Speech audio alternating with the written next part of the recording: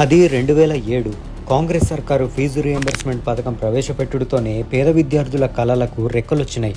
ఉన్నత చదువులు చదువుకోలేనోళ్ళు కూడా ప్రభుత్వ అండతో లక్షల మంది ఇంజనీరింగ్ పట్టా పొందినారు.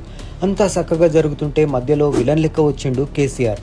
ఫీజు రీయింబర్స్మెంట్ స్కీమ్లో అడ్డమైన రూల్స్ పెట్టుడేగాక ప్రైవేట్ కాలేజీలకి రీయింబర్స్ చేయాల్సిన వేల కోట్లని పెండింగ్ పెట్టి సొంత అవసరాలకి వాడుకున్నాడు. పాపం పేద విద్యార్థులేమో ఫీజులు కట్టలేకపోయేటోళ్ళు, కాలేజీలేమో సర్టిఫికెట్లు ఇచ్చేవి కావు. వాళ్ళ కెరీర్ పాడైపోయింది.